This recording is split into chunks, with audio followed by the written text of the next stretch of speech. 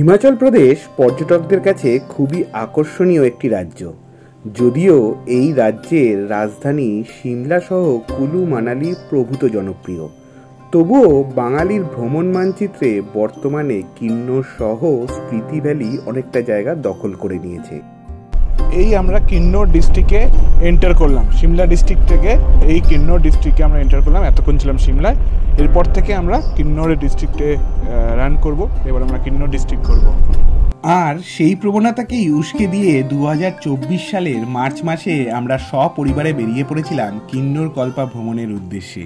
যাতায়াত ছাড়া 7 রাত 8 দিনের এই ট্যুরে আমরা অভিজ্ঞতা করেছিলাম নারকান্ডার হাটুপিকের তুষারঝড়, সারাহানের ভীমাকালী মন্দিরের অন্দরে রাত্রিবাস, সাংলার হোটেল থেকে সাদা ধপধপে বরফাবৃত সাংলা ভ্যালি, অতিরিক্ত ঠান্ডায় প্রায় বন্ধ থাকা লাকচাম গ্রামে রাত্রিবাস, ভারতবর্ষের শেষ গ্রাম চিৎকুল ও কল্পা থেকে দেবাদিদেব মহাদেবের বাসস্থান কিন্নর কৈলাসের অপরূপ দৃশ্য।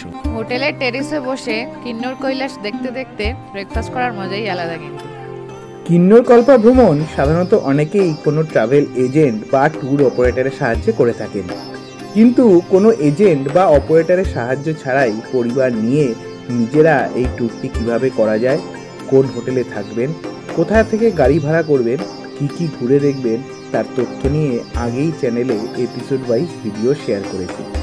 যদি এখনও দেখা না হয়ে থাকে তবে ওপরে দেওয়া আই বাটনের লিঙ্ক থেকে দেখে নিতে পারেন।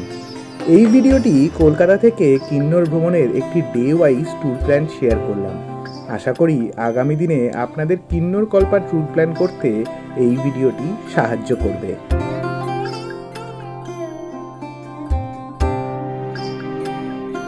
নমস্কার বন্ধুরা, মন ভ্রমণের আরও একটি পর্বে আপনাদের সকলকে স্বাগত।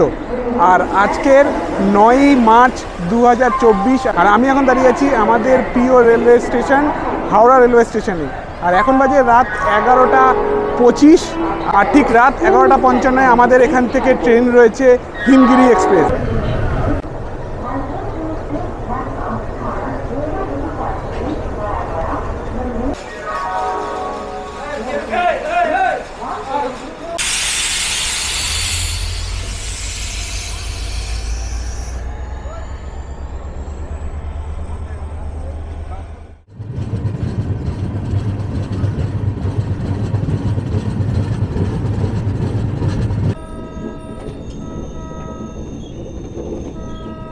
দীনদয়াল উপাধ্যায় স্টেশন থেকে ট্রেন ছেড়ে দিয়েছে। আমাদের এবারের স্টেশন হচ্ছে গিয়ে বেনারস জংশন বা বারাণসী জংশন। ট্রেন থেকে বেনারসের গঙ্গা আমরা দর্শন করব, আর দূর থেকে কাশী বিশ্বনাথকে প্রণাম জানাবো। আমাদের এবারের গন্তব্য কিন্তু বিশ্বনাথেরই বাড়ি বলে পরিচিত কিন্নরের উদ্দেশ্যে। তো কিন্নরে মহাদেবের বাড়ির কাছাকাছি পৌঁছানোর আগে দূর থেকে কাশী বিশ্বনাথকে প্রণাম জানাবো।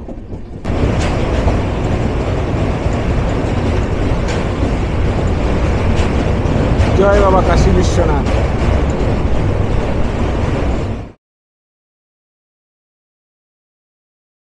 পৌঁছে গেছি আমাদের এবারের গন্তব্য আম্বালা ক্যান্টনমেন্টে। হরিয়ানা জেলার আম্বালা ক্যান্টনমেন্ট থেকে আমরা আমাদের হিমাচল প্রদেশের কিন্নর কৈলাসের ট্যুর শুরু করব। জাস্ট হিমগিরি এক্সপ্রেসে করে আম্বালা ক্যান্টনমেন্ট এসে নামলাম। 1644 কিলোমিটারের জার্নি আমাদের শেষ হলো হাওড়া থেকে। এটা হচ্ছে গিয়ে হাওড়া থেকে হিমগিরি এক্সপ্রেসের 25তম হল্ট। এই 25তম হল্টে আমরা নেমে গেলাম। কিন্নর কৈলাস ট্যুর যত আমরা দেখেছি সব আইদার ট্যুর অ্যান্ড ট্রাভেলস কোম্পানির সঙ্গে যায় বা গ্রুপ করে যায়, বাট সোলো বলতে ফ্যামিলি নিয়ে আমরা 3 জন কীভাবে পুরো কিন্নর কৈলাস ঘুরছি উইদাউট কোনো বুকিং, উইদাউট কোনো ট্রাভেল এজেন্ট, সেই সব গল্প নিয়ে কিন্তু আসবো।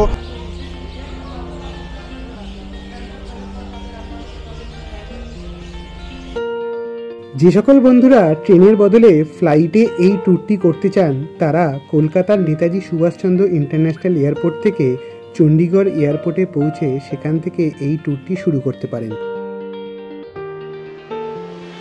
এখন বাজে 6:23 আর আমরা জাস্ট আম্বালা থেকে বেরোলাম। গাড়ি আমাদের আগেই বলা ছিল, তো কোথা থেকে গাড়ি নিয়েছি, কীভাবে যোগাযোগ করেছি সবই আস্তে আস্তে ইনফরমেশন আপনাদের সঙ্গে দেব। আমাদের এবারের গাড়ি হচ্ছে গিয়ে বোলেরো। আমরা আছি 3 জন, বাট যেহেতু রাস্তায় স্নো পেতে পারি বা একটু ঠান্ডা থাকবে কিন্নরের দিকে, তো সেই জন্য আমরা বড় গাড়ি নিয়েছি, বোলেরো নিয়েছি, ছোটো গাড়ি নিইনি, যাতে অসুবিধা না হয় রাস্তায়। তো আমাদের এবারের এই যে ট্রিপ 6 নাইট 7 ডেজ আমরা হিমাচলে থাকবো। 6 নাইট 7 ডেজের এই হিমাচল ট্রিপে আমাদের সারথি হচ্ছে কি ইয়াশ ভাই আমার সঙ্গে থাকবে। তো এই 7 দিন তো সবই আস্তে আস্তে দেখাবো, আলাপ করাবো এবং কীভাবে ঘুরছি সবই আপনার সঙ্গে দেখাবো। এখন জাস্ট আম্বালা ক্যান্টনমেন্ট থেকে বেরোলাম, ধরে আমরা চণ্ডীগড়ের রাস্তা ধরে যেতে হয়। এই ট্রিপটা আপনারা কিন্তু চণ্ডীগড় থেকেও শুরু করতে পারেন। তো চণ্ডীগড় থেকে শুরু করলে কী হয়, রাস্তাটা কিছুটা কম পড়ে, বাট আমরা নেতাজি এক্সপ্রেসের টিকিট পাইনি, তাই চণ্ডীগড় আসিনি, আমরা আম্বালা এলাম।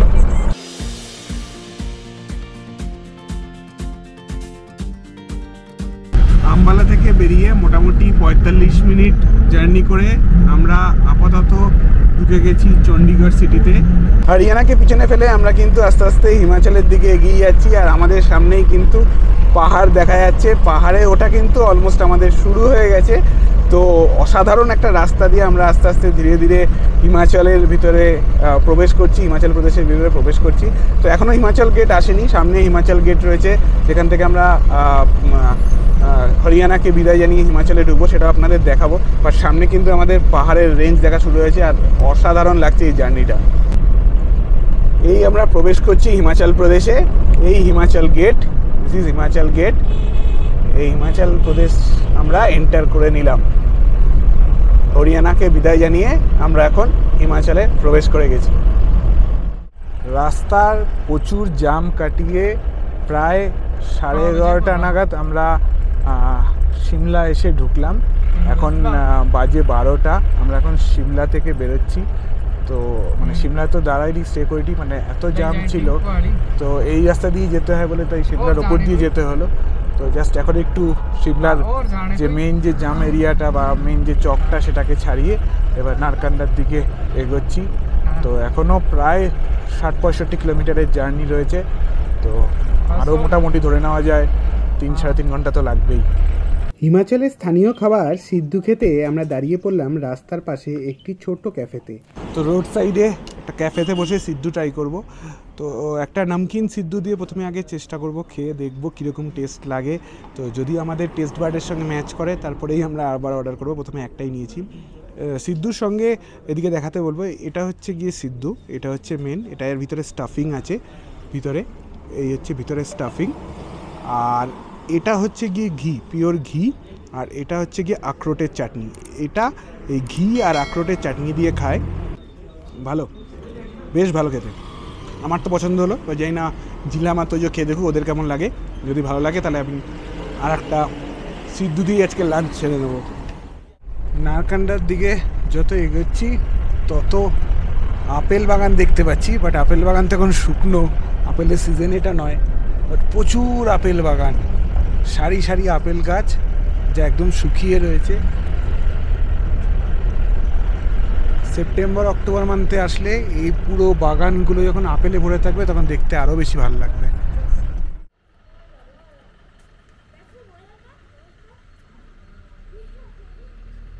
আমরা এখন দাঁড়িয়ে আছি নারকান্ডা মার্কেটে। ছোট্ট একটা মার্কেট, ছোট্ট একটা চক, বাট খুব সুন্দর, চারিদিকে পাহাড়ে ঘেরা। এই নারকান্ডা হচ্ছে কি আমরা যে আজকে জার্নি করে এলাম আম্বালা ক্যান্ট রেলওয়ে স্টেশন থেকে, এই নারকান্ডার ডিস্টেন্স হচ্ছে গিয়ে 213 কিলোমিটার। আমাদের টোটাল সময় লাগলো, আমরা ওখান থেকে 6:30 নাগাদ স্টার্ট করেছি আর এখানে এসে পৌঁছেছি 3টে নাগাদ। ওই মোটামুটি ধরে নিতে পারেন 9 ঘন্টার কাছাকাছি।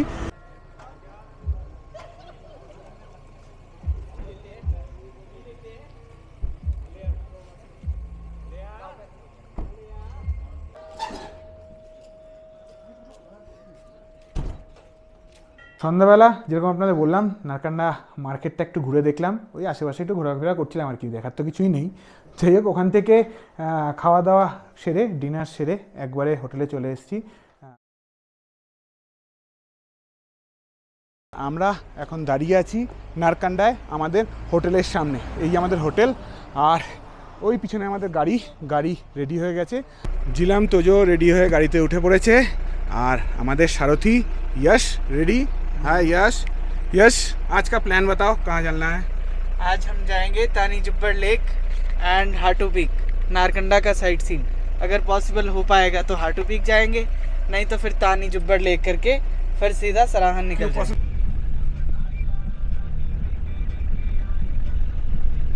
পৌঁছে গেছি তন্নে জুব্বের লেক বা তন্নু জুব্বের লেক, যাই বলুন। বন্ধ করে রাখো, জল আসলে আবার ওয়েস্ট হবে। আমরা যখন নামলাম গাড়ি থেকে তখন কিন্তু এতটা রোদ ছিল না, কিন্তু ওই লেকের ওখান থেকে আস্তে আস্তে ঘুরে এসে এখানে দাঁড়াতে অল্প একটু রোদ দেখা দিল। তাতে কিন্তু এই গাছের মানে জঙ্গলের যে রিফ্লেকশনটা এই লেকের জলে পড়ছে সেটা কিন্তু এখন একটু ভালো বোঝা যাচ্ছে।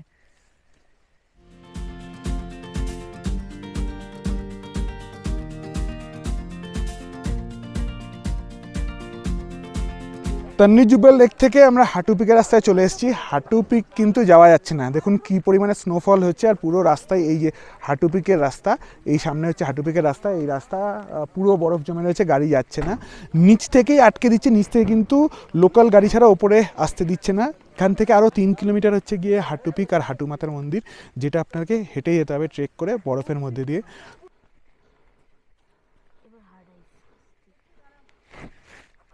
যেখানে গাড়ি নামিয়ে দিয়েছে সেখান থেকে আমরা কিছুটা হেঁটে ওপরে চলে এসেছি। ওই যেখানে গাড়ি নামিয়েছে সেখানেই রাস্তাটায় বরফ ছিল, তারপরেও পুরো বরফ রয়েছে। তবে সাইড দিয়ে কিছুটা এগিয়ে এসেছি, কতটা যেতে পারবো বলতে পারছি না। এখনও 3 কিলোমিটার দেখাচ্ছে মাইল ফলক হাটু মন্দির।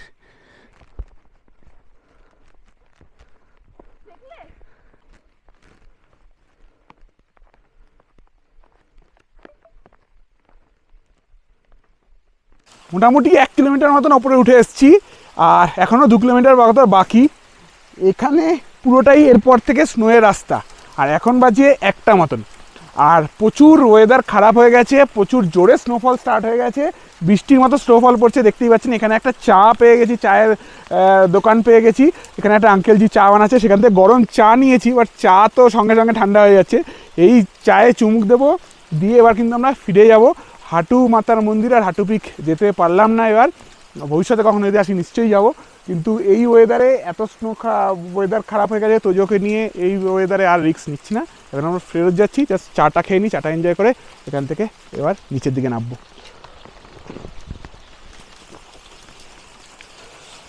আমরা সারাহানের পথে চলা শুরু করে দিয়েছি, আর রাস্তার দৃশ্য অসাধারণ, পুরো টার্ম্যাক রোড, রাস্তাও খুব ভালো। এখন সারাহানে কখন গিয়ে পৌঁছাই সেটাই হচ্ছে দেখার। অলমোস্ট নারকান্ডা থেকে সারাহানের ডিস্টেন্স 95 to 100 কিলোমিটারের মতন, তো মোটামুটি 3.5-4 ঘন্টা লাগা উচিত।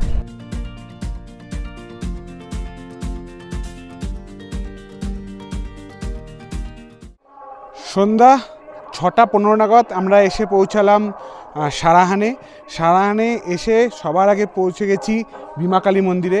আর এখানেই রয়েছে গিয়ে ভীমাকালী রেস্ট হাউস, এখানেই আমরা আজকে রাত্রি যাপন করব।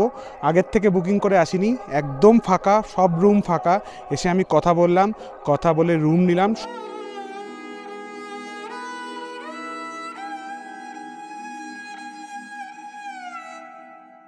এই হচ্ছে রাতের ভীমাকালী মন্দির, আমাদের রুমের বাইরে থেকে পুরো ফাঁকা। প্রায় 12-13টা রুম আছে, কিন্তু কোনোটায় গেস্ট নেই, শুধুমাত্র আমরা।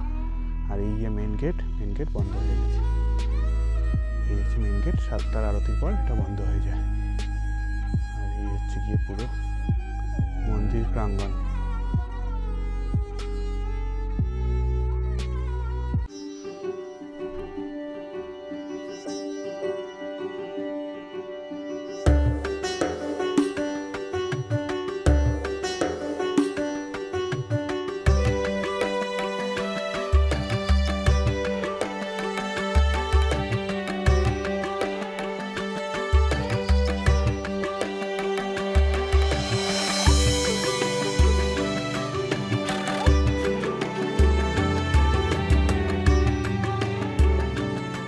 ভীমাকালী মন্দিরের ভেতরে থাকার এক্সপিরিয়েন্স কিন্তু আমাদের খুবই ভালো।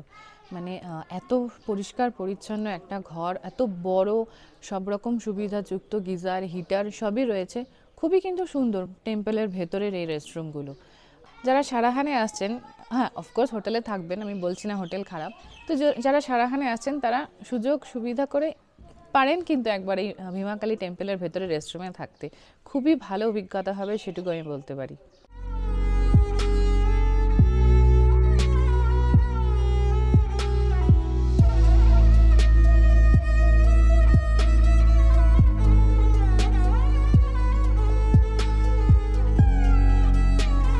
মন্দিরের প্রধান গেট থেকে ঢুকে এখানে কিন্তু একটা উঠোন মতো রয়েছে, তারপরে আরও একটা সেকেন্ড গেট আছে যেটা কিন্তু পুরো রূপো দিয়ে বাঁধানো। আর এই উঠানটাতে দাঁড়িয়ে কিন্তু চারপাশের দৃশ্য খুব ভালো করে এনজয় করা যাচ্ছে, একদম পুরো বরফে ঢাকা পাহাড় চারিদিকে, খুব সুন্দর লাগছে দেখতে। আর এই ভীমাকালী মায়ের মন্দির কিন্তু 1000 বছরের পুরনো। এটা কিন্তু 51 সতীপীঠের একটি পীঠ, এখানে মায়ের কান পড়েছিল।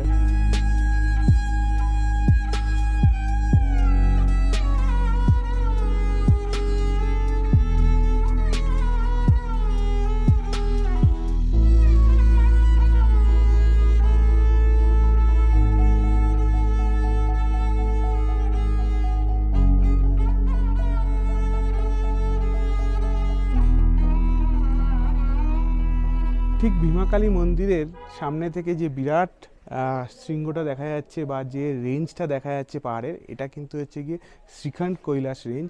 আর এটার মধ্যেই রয়েছে হচ্ছে গিয়ে শ্রীখণ্ড মহারাজ।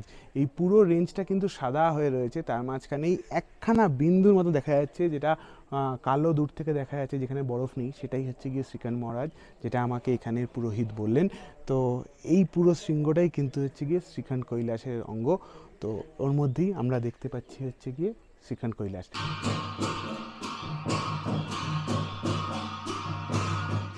এই আমরা কিন্নর ডিস্ট্রিক্টে এন্টার করলাম, সিমলা ডিস্ট্রিক্ট থেকে এই কিন্নর ডিস্ট্রিক্টে আমরা এন্টার করলাম। এতক্ষণ ছিলাম সিমলায়, এরপর থেকে আমরা কিন্নরের ডিস্ট্রিক্টে রান করব। এবার আমরা কিন্নর ডিস্ট্রিক্ট করব।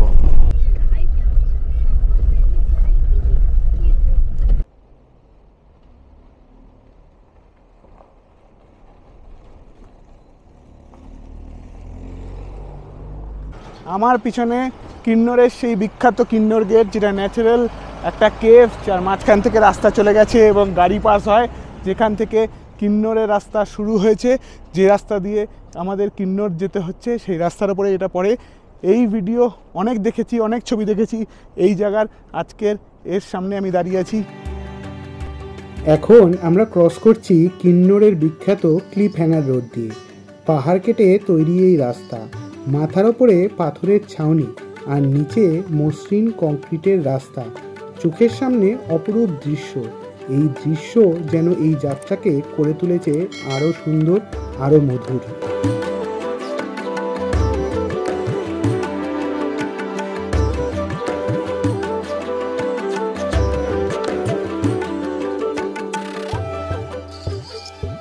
এই হচ্ছে পিছনে আমাদের সাংলার হোটেল দেবভূমি, হোটেল দেবভূমি।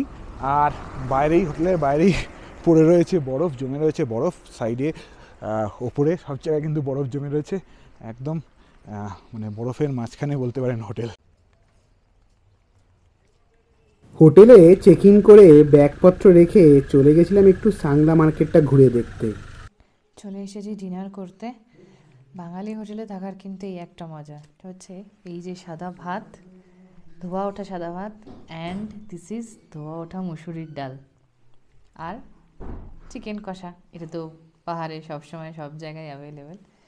তো আপাতত এই দিয়ে ডিনার করে আমরা একদম ড্রাইভ ইন বেড, আর কোনো কাজ নেই আর ঠান্ডায়।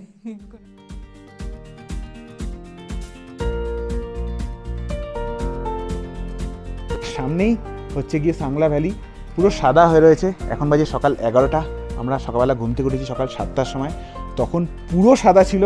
এখন রোদ উঠেছে, একটু বরফ গলেছে, তাই একটু একটু দেখতে পাচ্ছেন গাছ, এই গাছগুলো পুরো সাদা হয়েছিল সকালবেলা। তো সকাল থেকে এখানে দাঁড়িয়ে অনেকটা সময় কাটিয়ে দিয়েছি, মানে এই দৃশ্য উপভোগ করেছি। এটা একটা লাইফ টাইম এক্সপিরিয়েন্স বলতে পারি।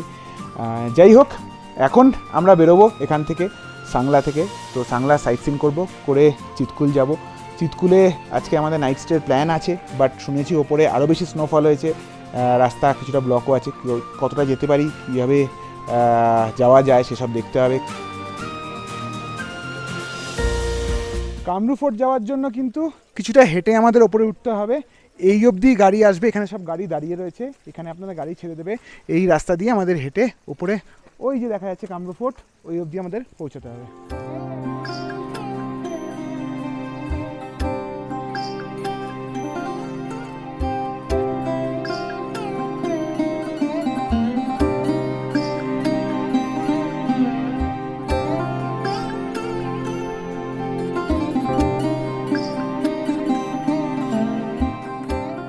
কামরূপ ফোর্টের ভিতরে রয়েছে কামাখ্যা মায়ের মন্দির। এটা হচ্ছে গিয়ে কামাখ্যা মায়ের মন্দির, ভিতরে গিয়ে দর্শন করা যায়। আমরা ভিতরে গিয়ে দর্শন করলাম, প্রসাদ নিলাম। আর এই কামাখ্যা মায়ের কিন্তু শোনা যায় যে আসামের কামরূপ কামাখ্যা থেকে এই কামাখ্যা মায়ের প্রতিকৃতি নিয়ে এসে এখানে স্থাপিত করা হয়েছে। তো এই জন্যই কিন্তু এই কামাখ্যা মায়ের নাম থেকেই কিন্তু এই গ্রামের নাম কামরূপ গ্রাম। তো এখান থেকেই এই ফোর্টের নামও কামরূপ ফোর্ট। তো এই হচ্ছে কি সেই কামাখ্যা মায়ের মন্দির। আর এখানে ঢুকতে গেলে কিন্তু এরকম টুপি আর এই কোমরে একটা বাঁধন বেঁধে কিন্তু ঢুকতে হয়। ঢোকার সময় এরাই আপনাদের এই টুপি আর বাঁধন বেঁধে দেবে, তারপরে আপনারা ওপরে ঢুকতে পারবেন।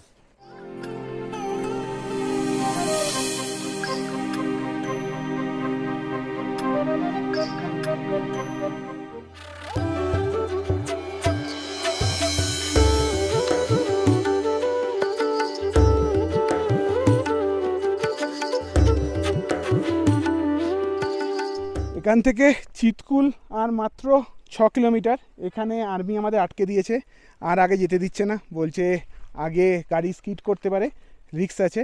তো সেজন্য আমাদের গাড়ি আটকে দিয়েছে, আর যেতে দিচ্ছে না। তো আমরা সম্ভবত আর চিতকুল অবধি পৌঁছাতে পারছি না, আমাদের এখান থেকে রিটার্ন করতে হবে।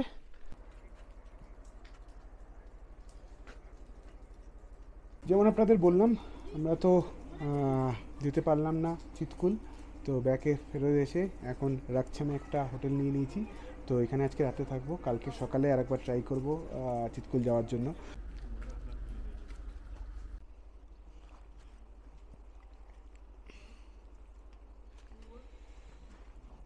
এখন বাজে 5:20 আর আমরা রাকচামের রাস্তায় একটু হাঁটতে বেরোলাম। রাকচাম তো এখন সবই বন্ধ, কিছুই নেই। 2-1টা হোমস্টে খোলা রয়েছে, আমাদেরটা খোলা রয়েছে, আর 1-2 হোমস্টে খোলা রয়েছে, আর সবই বন্ধ। লোকজনও নেই, দোকানপাটও বন্ধ। বাড়ির সামনে, হোটেলের সামনে সব জায়গায় পুরো বরফ জমে রয়েছে। এখানে প্রায় 3-4 ফুট করে বরফ জমে রয়েছে।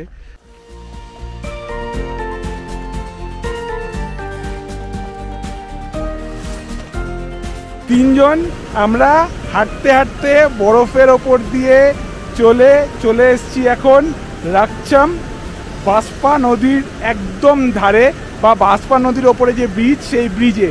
আর দু সাইডে হচ্ছে কি নর্মাল টাইমে ক্যাম্পিং করার জায়গা, যেখানে ক্যাম্পিং হয়। এখন সব বন্ধ, কোনো কিছু হচ্ছে না, কোনো ক্যাম্পিং কোনো কিছু হচ্ছে না। ইভেন এখানে আমরা তিনজন ছাড়া আর কোনো মানুষই নেই।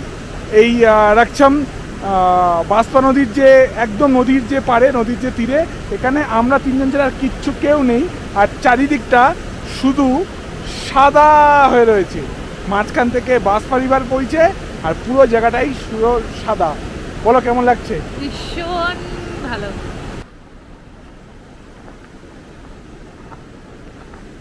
এখন বাজে রাত 10:11 আর এখন টেম্পারেচার হচ্ছে গিয়ে -6 ডিগ্রি। রাকচামে এখন -6 ডিগ্রি। তো প্রচুর ঠান্ডা, বাইরে তো বেরোনো যাচ্ছে না। হিটার জ্বালিয়ে কম্বলের তলায় ঢুকে পড়েছি। এবার একটা ডিপ স্লিপ হবে, কালকে সকালবেলা আবার উঠে ট্রাই করব চিতকুল যাওয়ার, তারপরে আমরা কল্পা বেরিয়ে যাব।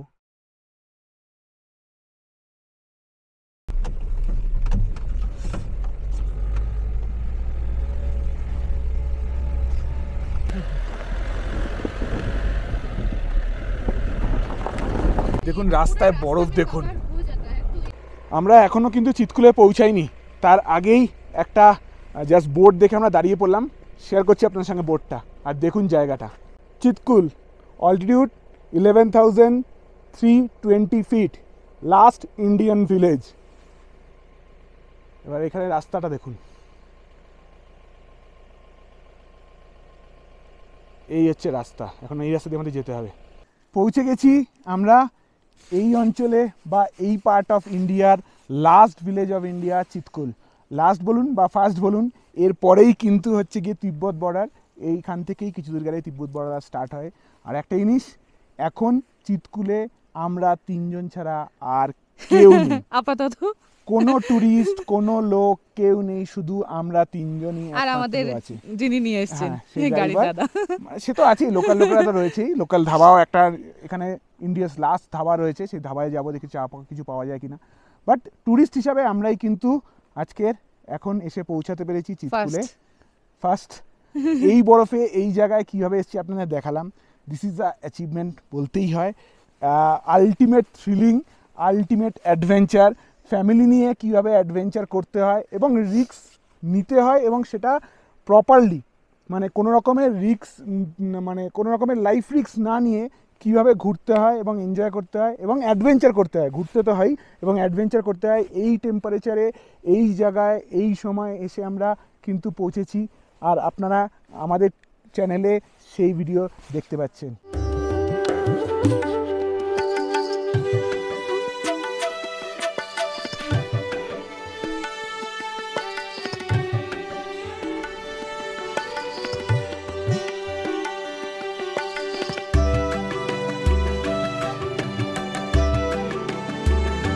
ওই যে দূরে দেখা যাচ্ছে ওগুলো হচ্ছে কি রিভার সাইড ক্যাম্প, যেগুলো এখন টোটালি বন্ধ। পুরো রিভার সাইডে বরফ জমে রয়েছে, এখন রিভার সাইড ক্যাম্পগুলো কিন্তু একদম বন্ধ।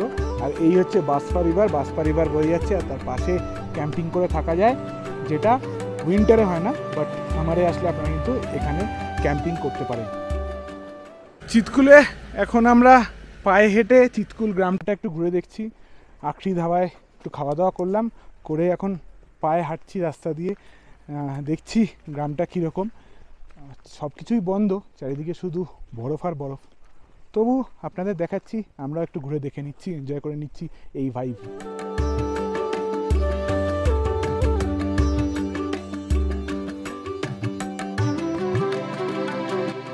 চিৎকুলে বেশ অনেকটা সময় কাটিয়ে আমরা বেরিয়ে পড়লাম আমাদের পরবর্তী গন্তব্য কল্পার উদ্দেশ্যে। কল্পার দিকে ঢুকতেই দৃশ্যপট কিন্তু আবার আর এক রকমের নতুন মোড় নিল। বাদিক দিয়ে বয়ে চলেছে শতদ্রু রিভার, আর পাহাড় একদম পুরো, এখানে কিন্তু পাহাড়টা অনেকটাই শুষ্ক পাহাড়, মানে গাছপালা কম, পুরোটাই রুক্ষ পাহাড় আপাতত যতটুকু চলেছি। আর রাস্তা টারম্যাক রাস্তা, অসাধারণ রাস্তা। আমরা যে পিছনে কাচ্চাম ড্যাম ছেড়ে এলাম, কাচ্চাম ড্যামেই কিন্তু মিলিত হয় এই শতদ্রু আর সাংলা থেকে বা চিৎকুল থেকে যেটা আসছে বাসপা রিভার আর শতদ্রু রিভারের যে সঙ্গম, সেটা কিন্তু হচ্ছে গিয়ে কাচ্চাম ড্যাম। এখন আমরা কিন্তু কল্পা অবধি পাবো হচ্ছে গিয়ে পুরোটাই শতদ্রু রিভার বা সতলুজ রিভারকে।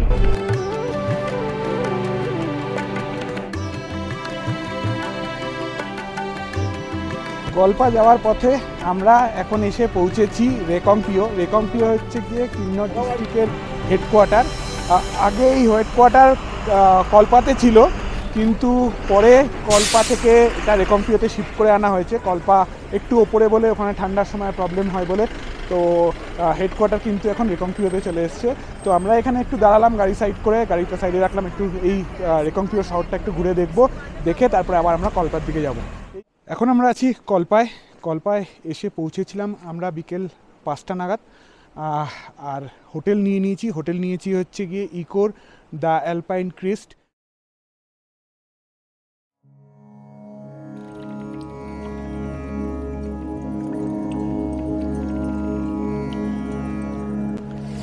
হোটেলের টেরেসে বসে কিন্নর কৈলাস দেখতে দেখতে ব্রেকফাস্ট করার মজাই আলাদা। কিন্তু গাড়ি এসে গেছে আমাদের, তো চলুন কল্পা সাইড সিনে বেরোনো যাক।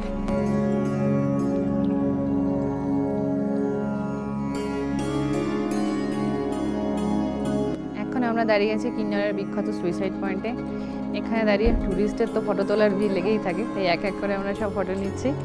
আর এখান থেকে কিন্তু পাহাড়ের খাতটা পুরো একদম খাড়াই, পুরো সোজা নেমে গেছে, সেটা কিন্তু দেখা যায়। আর পারিপার্শ্বিক দৃশ্য তো অপূর্ব, কোনো কথা হবে না।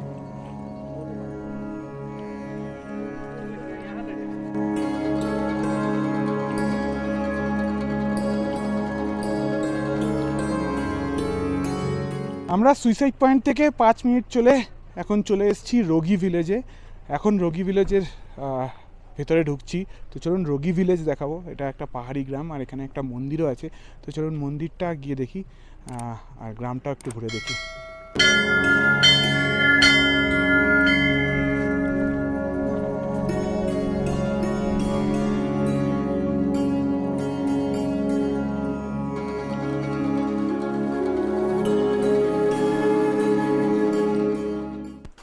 আমরা এখন পৌঁছে গেছি চিনি ভিলেজে। তো চিনি ভিলেজ কিন্তু আগে কল্পাকেও চিনি ভিলেজ বলা হতো। তো যাই হোক, এখানে এখন এই জায়গাটাকে চিনি ভিলেজ বলে। সামনে আছে হচ্ছে গুম্ফা, আগে আমরা গুম্ফা দেখব, তারপরে কিলা আছে বললো, কিলাও দেখব।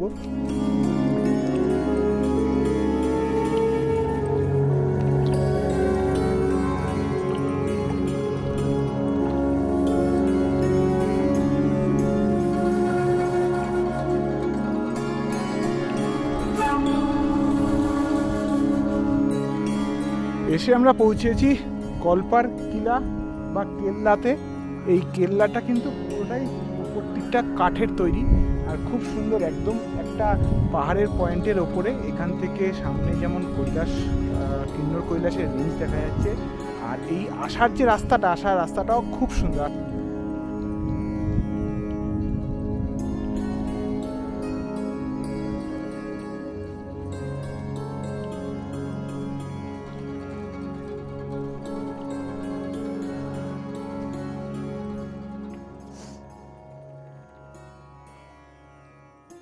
আজকে আমরা কিন্নর থেকে যাব হচ্ছে গিয়ে সিমলার পথে। মোটামুটি আমাদের কিন্নর ভ্রমণ শেষ।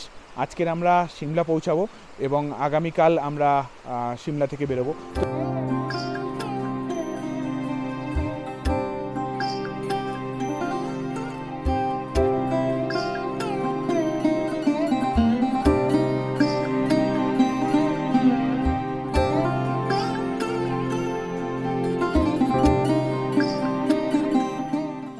আমরা এখন বাজে বিকেল 5:30, আমরা এসে পৌঁছালাম সিমলায়। তো সিমলা একদম লিফটের সামনে আমাদের গাড়ি আমাদের ড্রপ করে দিল, লাগেজ নিলাম, লিফটে করে এখন মাল রোডের দিকে যাব। গিয়ে আমরা হোটেল কিছু এখানেও নেওয়া নেই, হোটেল দেখবো, হোটেল পছন্দ করবো, হোটেল নেব। আজকে হোটেলে থাকবো এখানে। সন্ধ্যাবেলাটা মাল রোডের আশেপাশে একটু ঘুরে দেখবো।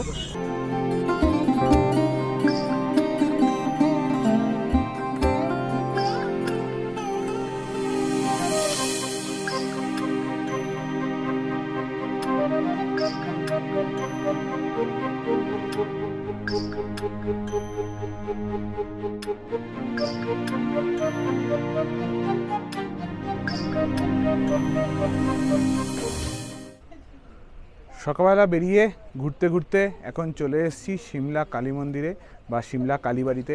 দর্শন করলাম, প্রণাম করলাম, প্রণাম করে একটু আশেপাশে ঘুরে দেখছি। বেশিক্ষণ সময় কাটাতে পারবো না, বেরিয়ে যাব। বাট সিমলা কালীবাড়ি কিন্তু বেশ সুন্দর।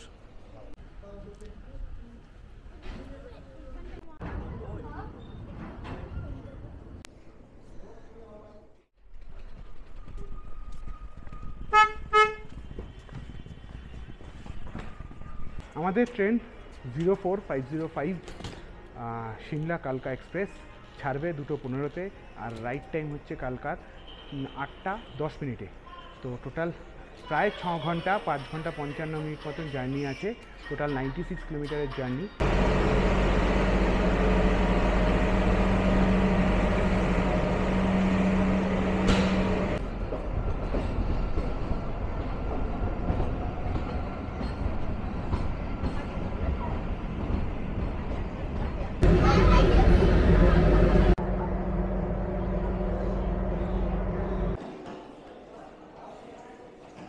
এখন কিন্নর কল্পা ট্যুর শেষ করে কালকা থেকে হাওড়ার উদ্দেশ্যে রওনা দেব 12312 নেতাজি এক্সপ্রেস বা কালকা মেল করে।